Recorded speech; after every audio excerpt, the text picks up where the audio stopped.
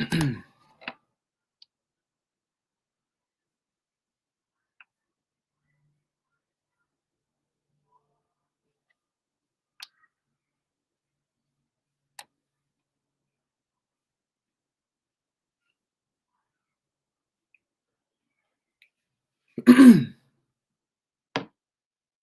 right, Shalom.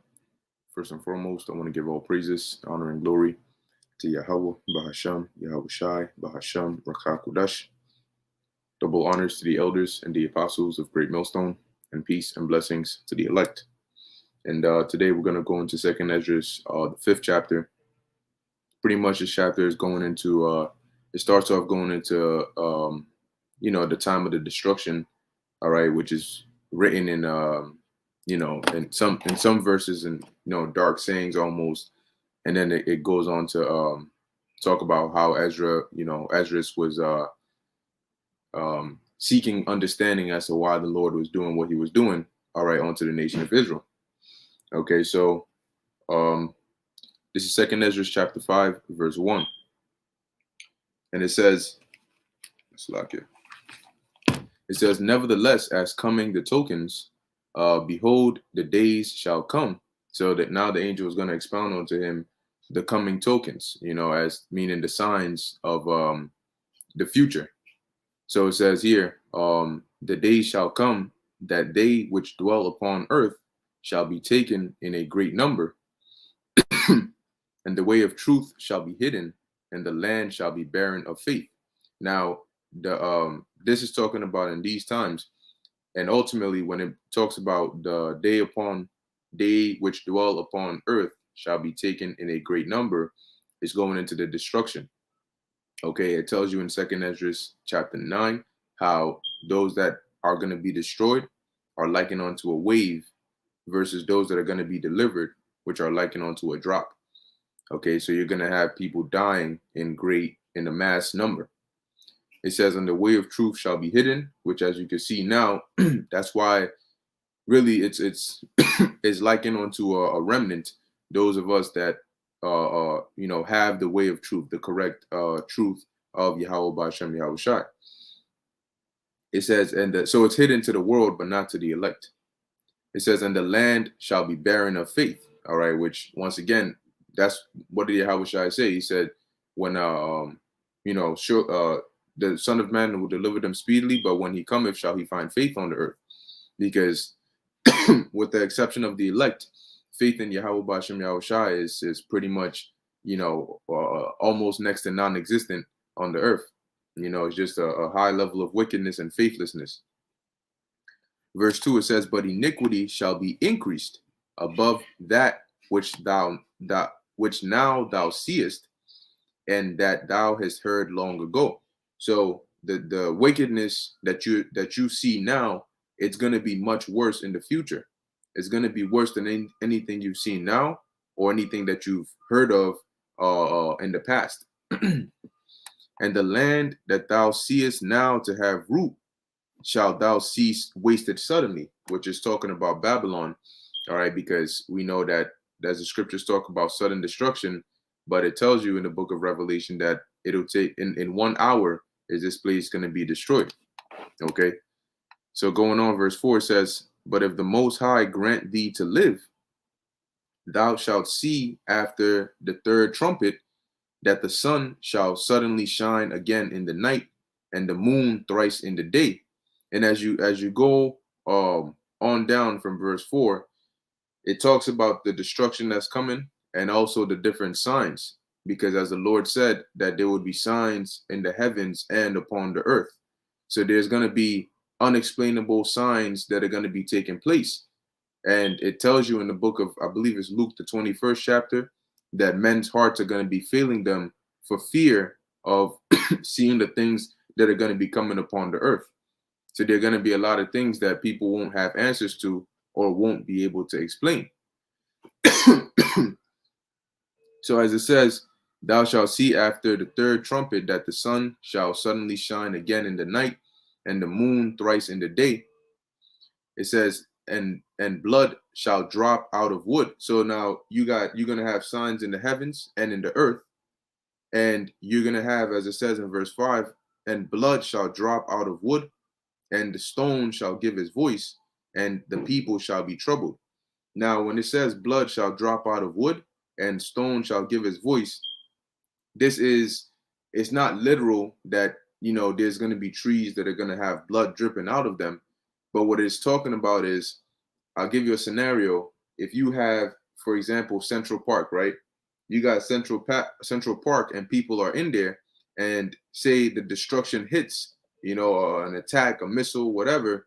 That devastation is going to be so much that you're going to have people and trees and benches and flowers and all that mingled together in that destruction. All right. So the blood is talking about the blood of the people being mixed up with the trees and all the buildings and all of that when the destruction hits. All right. It says, and the stone shall give his voice, which is not, it doesn't mean that you're going to walk around and hear singing stones. The stone giving his voice is the sound that the stones and the buildings and the bricks are going to be making as they're getting destroyed. Okay. Like, as if a missile hits a certain area, and the building breaks down, and you hear the tumbling of the stones falling and hitting people and all of that, that's the voice of the stone. And the people shall be troubled, and they are going to be troubled because it's going to be a very chaotic and destructive time. Verse 6, and even he shall rule whom they look not for, that dwell upon the earth, which is talking about us. That's why in Wisdom of Solomon, the 5th chapter, it says, they shall be amazed at the strangeness of his salvation, right? And it says, and roughly paraphrasing, it tells you in the first few verses, how is he numbered among the children of God? Because they look not for us to rule, okay? It says, and the flowers, flowers, and the fowls shall take their flight away together, because when the destruction hits, you're going to have birds migrating to safer areas. Okay, just like when you see, you may hear a loud explosion in one direction, and then you'll see a whole bunch of birds. If they were there, you just see them fly, mad fast in a whole nother direction. It says, and the Sodomitish sea shall cast out fish and make a noise in the night, which many have not known, but they shall all hear the voice thereof. Now, when you look up the Sodomitish sea, or you look up other translations, the word Sodomitish, the ish is a suffix meaning pertaining to. So you may see a scripture that would say, for example, an Israelitish woman, which is a woman of Israel, pertaining to Israel.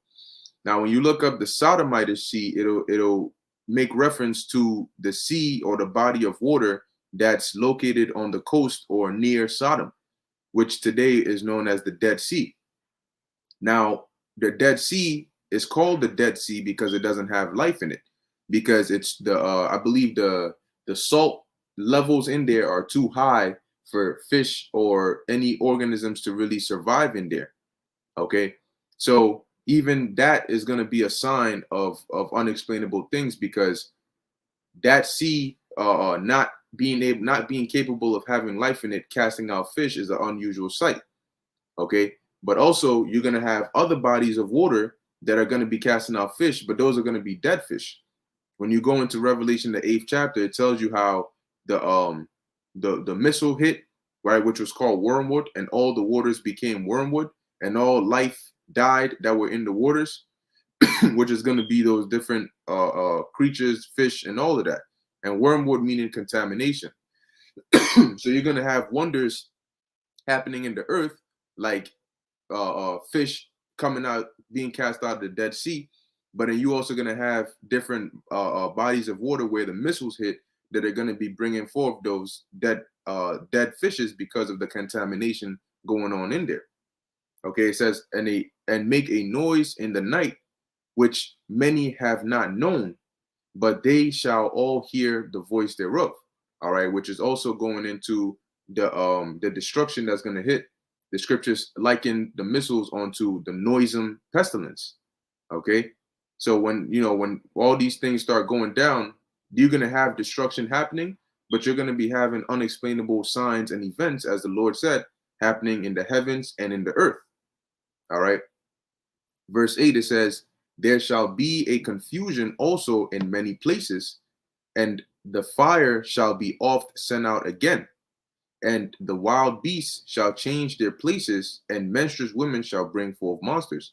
So basically, when all this starts going down, people are not going to have answers. They're not going to know what to do. That's why in Isaiah 33:6, it says, and wisdom and knowledge shall be the stability of thy times, because a lot of people are not going to have stability or an understanding of what is going on and what to do in many places, because this destruction is not going to be just in America. America or Babylon is gonna be a main event, but other parts of the world are going to be getting destroyed. And when I say destroyed, I mean judged, and hit with different types of calamities as well. All right. It says here, and the fire shall be off sent out again, which is going into that destruction, and the different calamities.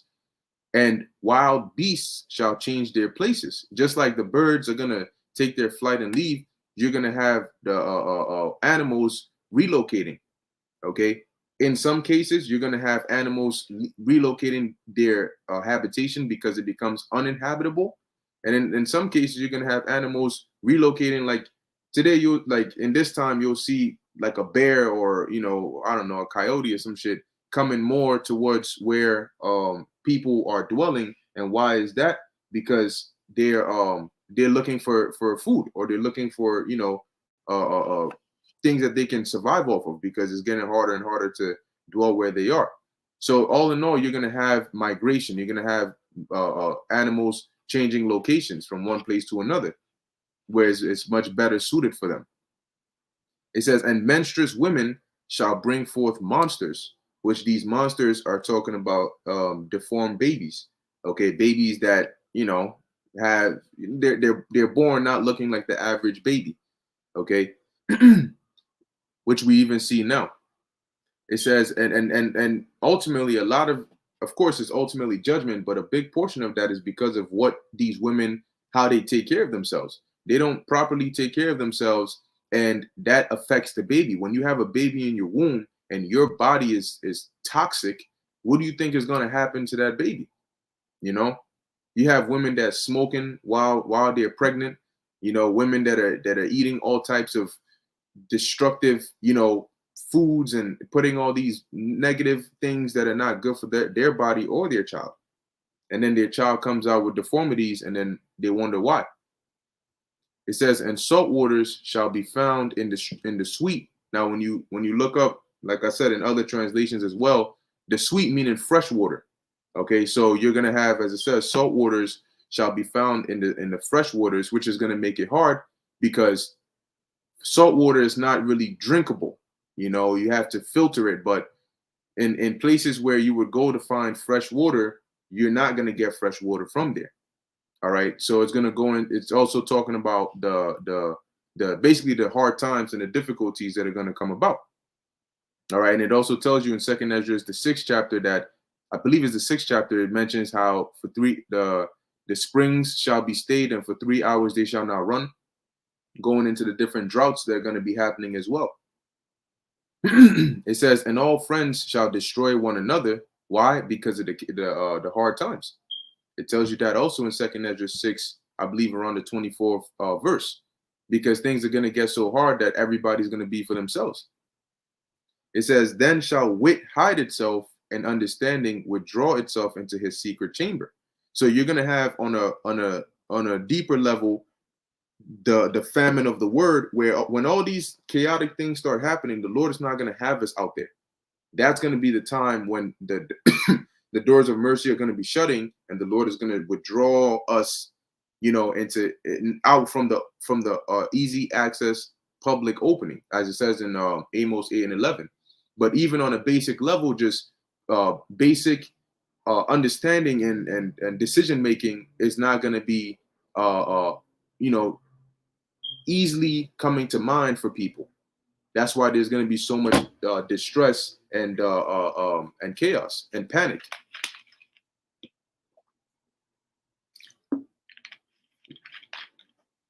Verse 10, and shall be sawed off shall be sought of many and yet not be found. Yeah, people are going to be seeking answers. They're going to be seeking understanding of what's going on and what do we do. Does anybody know what's happening? Is there anywhere we can go? Like, how do we make it out of this? But as it says, and shall not be found. And then shall unrighteousness and incontinency be multiplied in the earth. Incontinency goes into lack of self-control. All right. So, which means that people are going to be doing whatever they want to do. All right. As it says, the course of their actions shall stand in their power.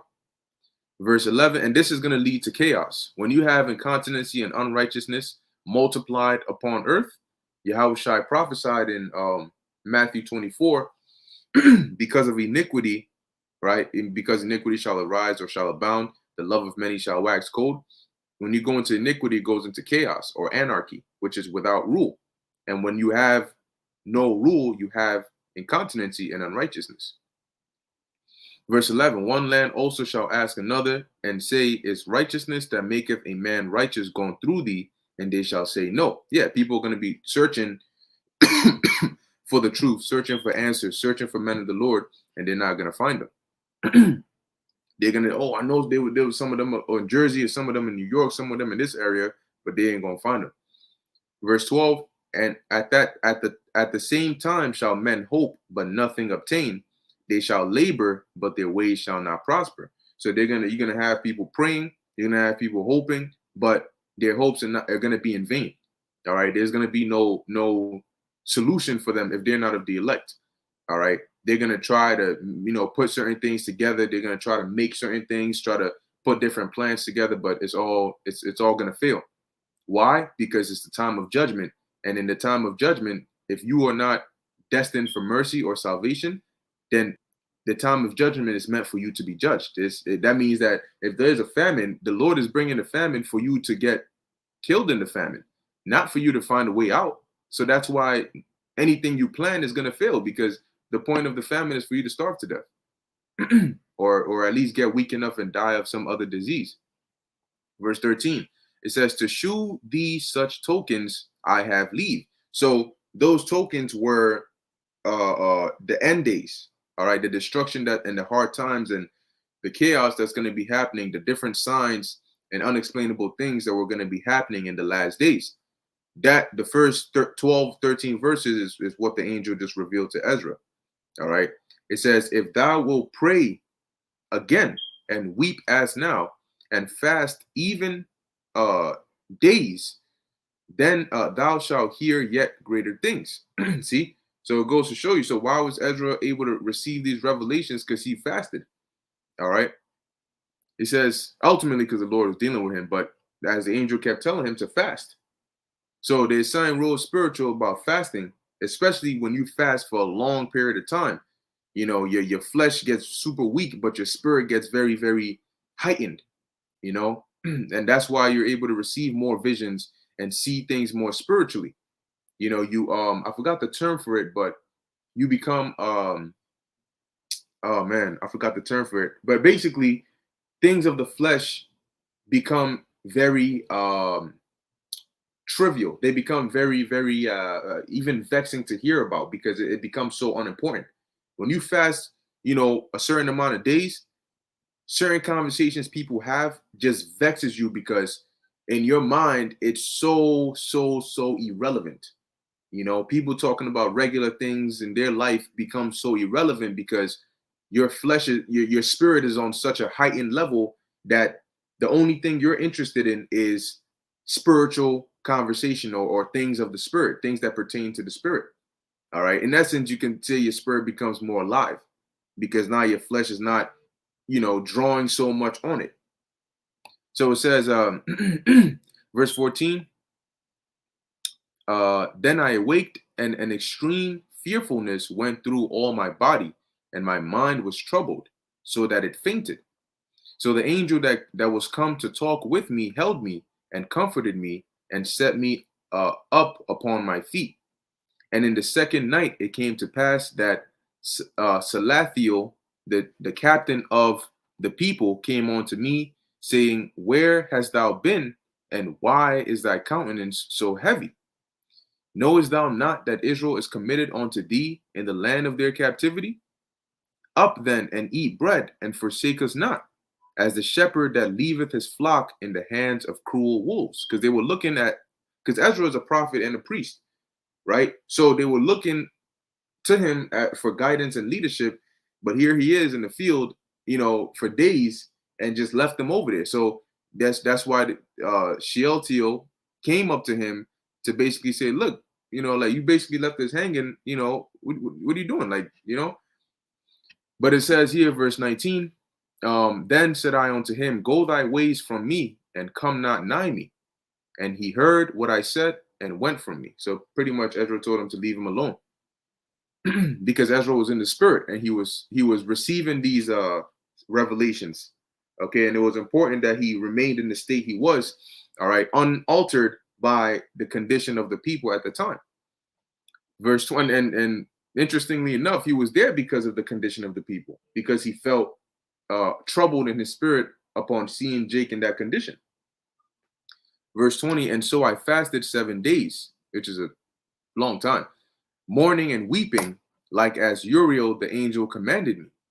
And after 7 days, so it was that the thoughts of my heart were very grievous unto me again, and my soul recovered the spirit of understanding, and I began to talk with the Most High again, and said, O Lord, that bearest rule of every wood of the earth, and of all the trees thereof, thou hast chosen thee one vine. And of all lands of the whole world, thou hast chosen thee one pit, which goes to show you that the word pit is also used to refer to a land or a landmass. So when you hear about the bottomless pit, it's not an actual pit, but it's a landmass, which is Europe. But that's a breakdown for another time. So it says here, and of all the flowers thereof one lily. So he's listing the different chosen.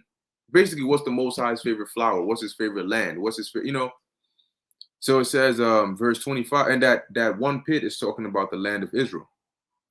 That's the chosen land.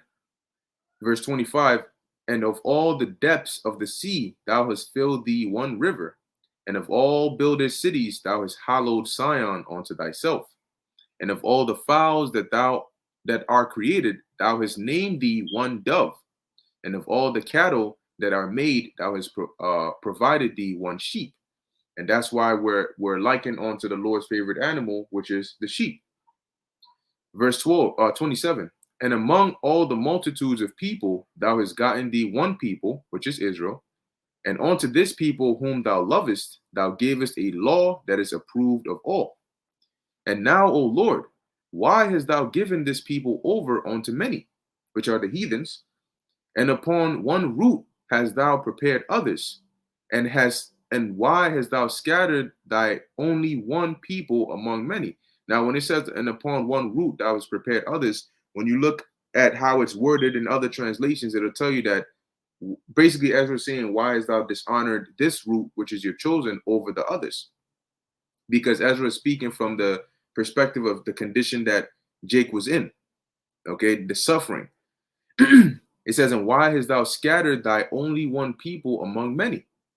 Because through, of course, through traveling and migration, but through captivity is mainly how the nation was scattered.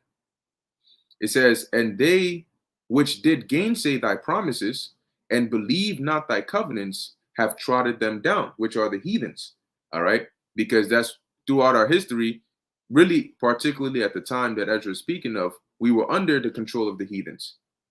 Verse 30, if thou didst so much hate thy people, yet shouldest thou punish them with thine own hands. So if you hated us so much, why didn't you punish us with your own hands instead of giving us over to these heathens? Now, when I had spoken these words, the angel that came to me the night afore was sent unto me, which was the angel Uriel, and said unto me, hear me, and I will instruct thee. Hearken to the thing that I say, and I shall tell thee more. And I said, speak on, my Lord. Then said he unto me, thou art sore troubled in mind for Israel's sake. Lovest thou that people better than he that made them? So do you love Israel more than the creator of Israel? And I said, No, Lord, but of very grief have I spoken. For my reins pain me every hour, while I labor to comprehend the way of the Most High and to seek out part of his judgment. So Ezra was trying to understand the mind of God. Why do you say you love us? You say we are your chosen people, and yet this is what you're doing to us. And he said unto me, Thou canst not.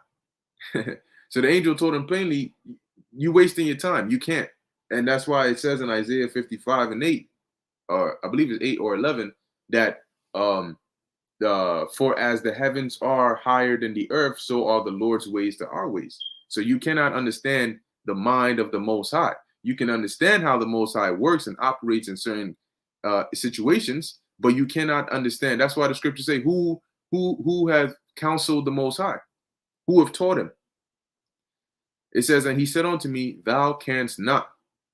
And I said, Wherefore, Lord? Whereunto was I born then? Or why was not my mother's womb then my grave? That I might not have seen the travail of Jacob and the wearisome toil of the stock of Israel. So why was I born then? Why didn't I just die at birth, instead of having to see the suffering of my people? And he said unto me, Number me the things that are not yet come. Gather me together the dross, which it should say drops. It's an error in the King James Online version. But when you go into the physical apocrypha, it says drops, like raindrops, right? So it says, gather me together the drops that are scattered abroad. Make me the flowers green again that are withered. Open me the places that are closed, and bring me forth the winds that are in them, or that in them are shut up. Show me the image of a voice, and then I will declare to thee the thing that thou laborest to know. So pretty much these are your chances of understanding the ways of the Most High. Now, the things that the angel listed, these are not even tasks for the Lord. These are basic things. These are less than basic things for the Lord. But you see how impossible that sounds to us? What you mean gather together the raindrops? First off, the raindrops they drop so fast it doesn't even look like drops. It looks like just water pouring. How do you even count that, let alone gather that? Right? It's you see a withered plant and go and make it unwithered. Go and give it life again. Or show the image of a voice. So verse 38, and I said, O Lord, that bearest rule, who may know these things? But he that hath not his dwelling with men. So we don't, as a man here, we're not capable of knowing these things. Verse 39, as for me, I am unwise. How may I then speak of these things whereof thou askest me? Then said he unto me, like as thou canst do none of these things that I have spoken of, even so canst thou not find out my judgment, or in the end, the love that I have promised unto my people. So just like you can't understand and answer and do the things that I just asked you, you can't understand the love of the Most High for his people and his judgments. So the reason the Most High does certain things, that's why they say, the Lord works in mysterious ways, because only he knows and understands exactly why he does things the way he does it. Verse 41, and I said, Behold, O Lord, yet art thou nigh unto them that be reserved till the end, right? Those that are alive in the end, the last days. And what shall they do that have been before me, or we that be now, or they that shall come after us? And he said unto me, I will liken my judgment unto a ring. Like as there is no slackness of the last, even so there is no swiftness of the first. Meaning that the judgment or the deeds the Lord is going to do is not going to vary based on, what time you are in. So a ring, when you look at a ring or a circle, it goes from let's say point A back to point A. All right. So if you have motion, if you have, I don't know, maybe something moving within this ring and it's moving at the same pace, whatever point A in the ring or in the circle. Matter of fact, you know what? Let me just illustrate this better. Let's get an image of a circle. Image. Okay. All right, here we go. So here's yep, this is a good one. Here's an image of a circle, right? And then here you can see, let's say this is point A, which is the dark part, and then point B, which is the light part. Now, whatever point A feels, point B is also going to feel because it's a ring. So it's going to go just like that, just like that, just like that. So whatever hits point A is going to hit point B. Whatever hits point B is going to hit point A. It's not going to be swifter for point B or slower for point A. It's going to be the same all around. Okay, so that's why the Lord said he's going to liken his judgment onto a ring. Like as there is no slackness of the last, even so there is no swiftness of the first. So it's the same all throughout.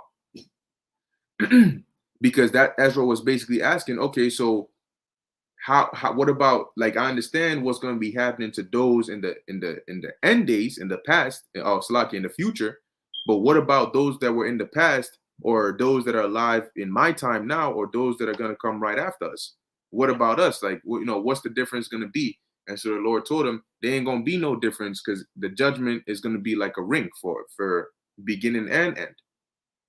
Verse 43, it says, so I answered and said, couldst thou not make those that have been made and be now and that are for to come at once, that thou mayest shew thy judgment the sooner?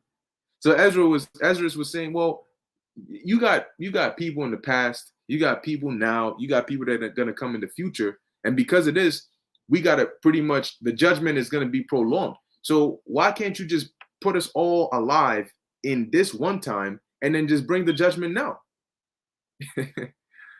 Verse 44, then answered he me and said, the creature may not haste above the maker, neither may the world hold them at once that shall be created therein. So the Lord is basically saying that the order he set it up, he didn't design everybody to be on the earth at the same time. That's why you have something called reincarnation. One generation is here, and then another generation cometh after, when, and then so on and so forth. So you die, then you go, another people are on the earth. They die, you come back. That's why there's a cycle of reincarnation.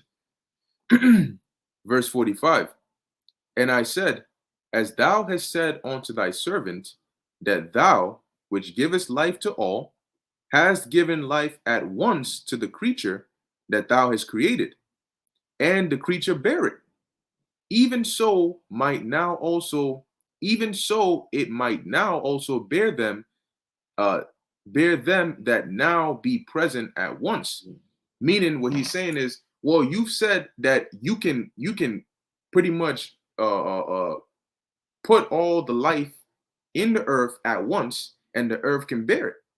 So why not do that now, right? If the earth can bear, if whatever point in time you decide to put all the spirits, all the life on earth at once, right? Because you give life to all, as it says, has given life at once to the creature that thou hast created.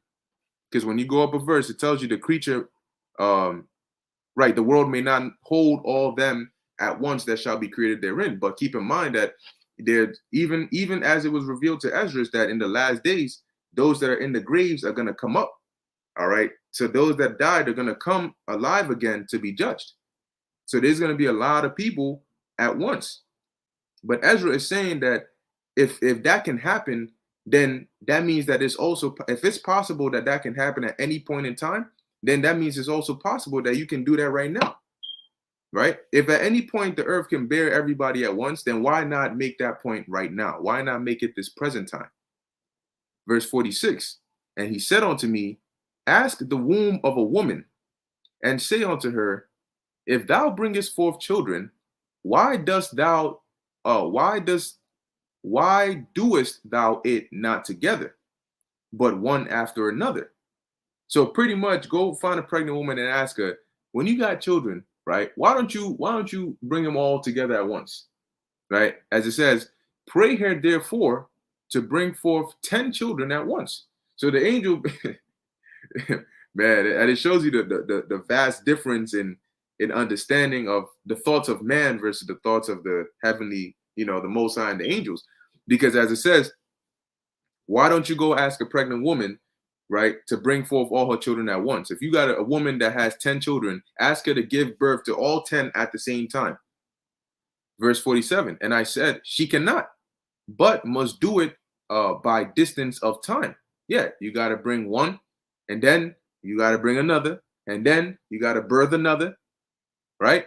Verse 48, then said he unto me, even so have I given the womb of the earth to those that be sown in it in their times. So he said, all right, so that's the same way that I've designed the earth, that it can't just bring forth everybody, or it's not set up. The order is not for it to bring forth everybody at once, but is to bring forth one at a time, right? Those that be sown in it in their times. Just like when you put your seed, you sow your seed into a woman, you sow your seed into a woman in a span of 9 months, she's going to bring forth a child, right? So the same way, that's how the Lord has designed the earth, that you're going to have certain people that are in there, that are put on the earth at a certain time, and then they're going to die. And then later on, there's going to be another round, another batch of people, another new generation that are going to come in their time. Verse 49, for like as a young child may not bring forth the things that belong to the aged, right? Because a woman, a child, a girl, a young child that hasn't reached the point of age is not going to be able to have children. She's not going to be able to do the things of an older woman because it's not time yet. Her body is not designed to do that at that time, right? So even so have I disposed meaning to set up or to organize. So even so have I set up the world which I created. So on the earth, the Lord has set it up to where at a certain point in time, it does certain things. It's designed that way. There's an order. So what Ezra in essence was asking was for the Lord to break that order and to just have everybody at once. But as the scriptures tell you, he doth not stir nor move the times. Verse 50, and I asked and said, seeing thou hast now given me the way, I will proceed to speak before thee. So since you've given me permission, I'm going to keep on talking. I'm going to say what I got to say. For our mother, of whom thou hast told me that she is young, draweth now nigh unto age. So you said that she's young, but now, she's coming of age. He answered me and said, ask a woman that beareth children, and she shall tell thee. Say unto her, wherefore are on Salakia, say unto her, wherefore are unto they whom thou hast now brought forth like those that were before, but less of stature. So basically ask a woman that has children, why is it that the children that you bring forth later or you bring forth now are like the ones you brought forth before, but are less of stature? They're not of the same strength. And she shall answer thee that they that be born in the strength of youth are of one fashion, and they that are born in the time of age when the womb faileth are otherwise. So when a woman, that's why the scriptures talk about that the young women marry, because when a woman has children at the appropriate age in her prime, in her in the perfect time when she is youthful and strong, the children are going to grow and they're going to come out stronger. But when she waits and waits and waits to where she's getting older and then the womb is failing, is not as strong and youthful as it was before, the children that come of it are not going to be as strong as the ones that would come from a young woman's womb. And that's why there's more complications when a woman is older. And that's also why Sarah laughed when the angel told her that she was going to have, or told Abraham that she was going to have a child at her age. Verse 54, consider thou therefore also how that ye are less of stature than those that were before you. See? So because those that were before Ezra's time were put they were brought forth on the earth when the earth was in a more youthful state. Verse 55. And so are they that come after you less than ye. And that's us. So when you look when you look at us and you look at the earth is in a very old and weak state now. Okay? And that's why we are also in a weak state now. That's why in the ancient world, you could have men fast for 7 days, for 21 days. Men would have the ability to, do certain things, to have a stronger memory, and all of these things that we can't do now because we are weaker, because we're born in the old age of the earth, so to speak.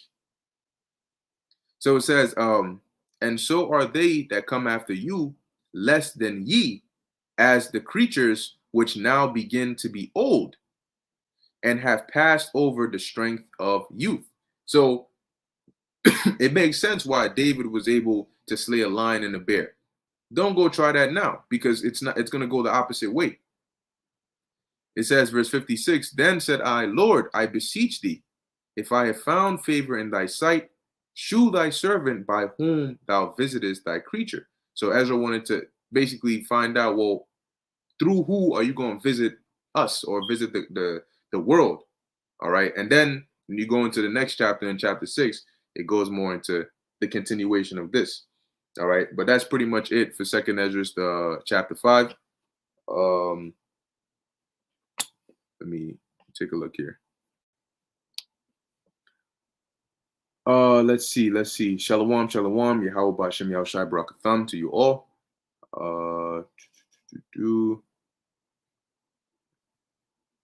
Yep, this is the brother Naquam, Ecclesiasticus 39:16. All the works of the Lord are exceeding good, and whatsoever he commandeth shall be accomplished in due season. Beautiful precept.